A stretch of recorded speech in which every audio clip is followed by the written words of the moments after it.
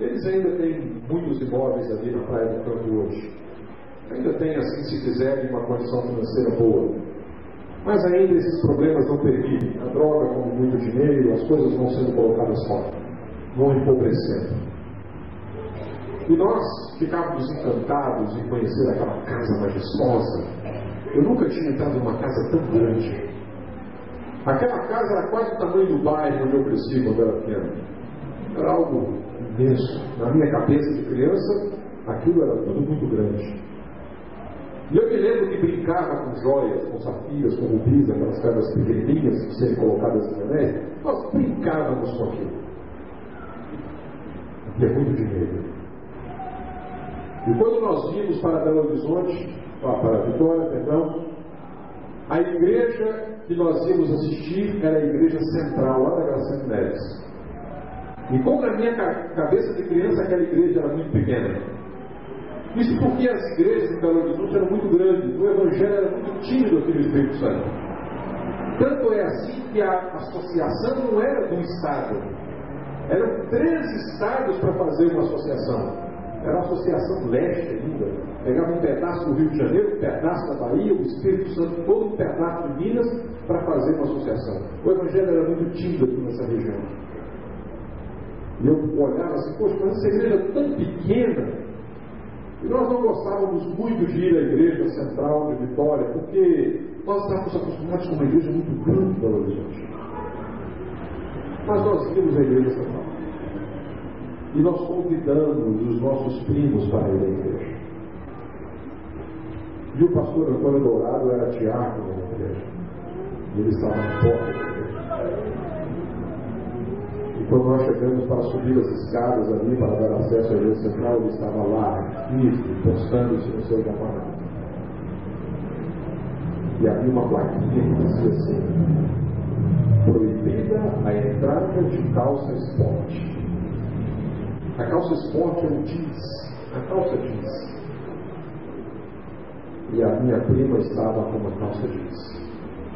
E ela era uma visitante, ela não era adventista. E ela não pôde entrar na igreja, porque ela usava uma calça jeans.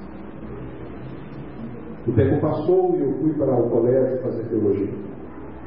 E havia lá no colégio uma praça chamada Praça da Bíblia. Ali costumávamos ficar 4 amigos.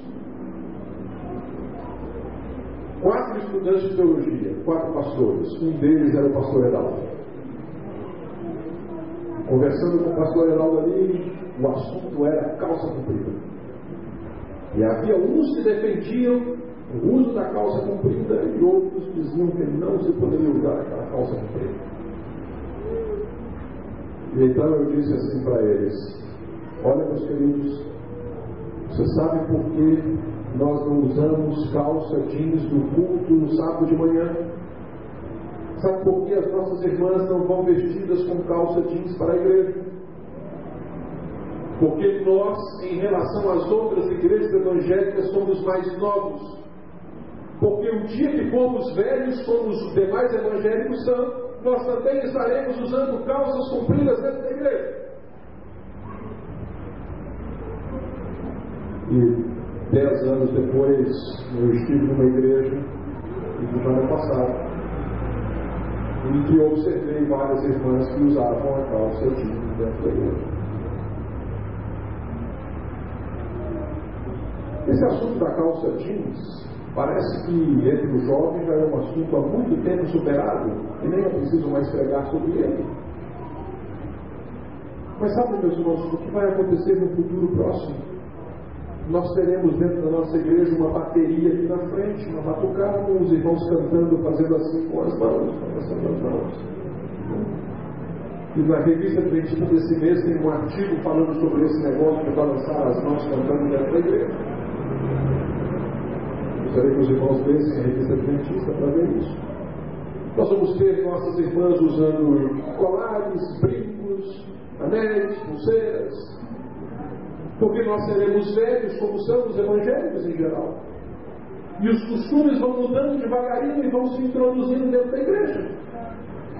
E o irmão Vinícius vai estar com o cabelo um pouco mais branquinho, pregando aqui na frente, pedindo aos irmãos encarecidamente para não usarem brincos e colares. Será essa a pregação da igreja? Que Deus tem misericórdia assim de nós. Eu não sei que fenômeno vai acontecendo ao longo da vida cristã, mas se nós analisarmos as igrejas do Apocalipse, a gente vai percebendo que à medida que o tempo vai passando, eles vão se apostatando sem perceber. E Deus precisa fazer um chamado, repreender o seu povo. E sabe, meus queridos jovens, quando nós fazemos uma reflexão da nossa vida, do início da carreira espiritual, para hoje, nós percebemos que uma mudança se produziu e nós não percebemos. Mudamos e não percebemos. Exatamente como diz a sua parte. Exatamente como aconteceu com a igreja. Sabe por quê, meus irmãos? Porque não compreendemos o que é amor. E de uns 25 anos para cá, a igreja vem nessa onda de pregar sobre o amor. Porque a exemplo desse assunto da calça comprida, que pareceu para os irmãos ser algo assim muito, como é que se diz aí, realista. A balança tentou pender-se para o lado de vamos falar mais sobre o amor. E as pessoas confundem o que é amor. Alguém poderia me dizer o que é amor? Se alguém disser que é um sentimento, está errado. Porque a Bíblia não diz que amor é um sentimento. A Bíblia diz que amor é um princípio. Não tem nada a ver com sentimento. Amor, meus queridos irmãos, não tem nada a ver com um arrepio que quando você ora, Pai, começa no alto da sua espinha e faz o seu corpo todo tremer. Amar a Deus não é se arrepiar, não é se estremecer, não é sentir uma pulsação mais forte. Isso não é amor. Satanás tenta nos enganar com esses sentimentos e quer envolver nossos cânticos como sentimentalismo dessa maneira que fazem o nosso organismo se estremecer todo e aí nos sentimos bem na igreja. Isso não é amor. Amar não é produzir nos cantos, nas orações, um sentimento exacerbado que me faz pensar que estou na presença de Deus. Isso não é amor. A Bíblia diz que Deus é amor. E amor é Deus. Amor é um princípio eterno. E para se apoderar dele, eu preciso escolher amá-lo. Eu preciso fazer escolhas de prioridade, colocando Deus em primeiro lugar na minha vida. Isto é amar a Deus.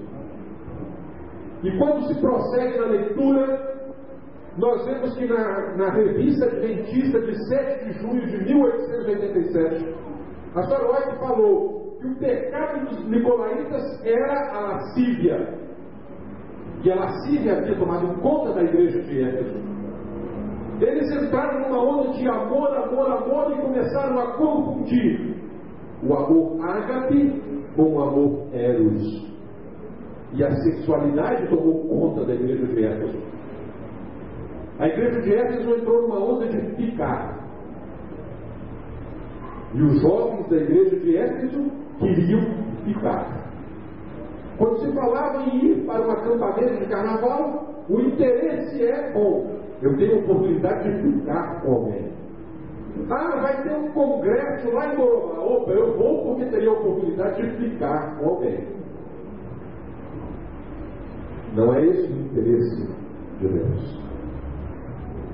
Este pecado é o pecado dos nicolaítas. E esse pecado dos nicolaítas está invadindo a igreja moderna. A igreja moderna começa agora a uma permissividade desse assunto. Oxalá a igreja de Santa Fé não siga as obras dos nicolaítas. Porque tenho percebido que muito se tem trabalhado nessa igreja para impedir que isso aconteça. Amém. E sabe, meus queridos jovens, há uma fórmula de Satanás operando no mundo moderno para te conduzir à lascívia. A televisão, os games, os orkutes, os chats, essas salas de bate-papo, de internet. Tudo isso está conduzindo para a lascívia. Você deve fugir dessas coisas. Fuja desses instrumentos do diabo colocados na sua vida. Saia fora disso. Gaste o seu precioso tempo em conhecer a verdade de Deus. Novelas, livros de romance, essas coisas devem ser abandonadas. Elas não fazem parte das obras do povo de Deus. Elas nos impedem de praticar as boas obras. Quanto tempo nós ficamos gastando nisso? Isso está impedindo de praticar boas obras. E lembre-se que Éfeso mergulhou nessa situação porque deixou de praticar boas obras. Mas diz também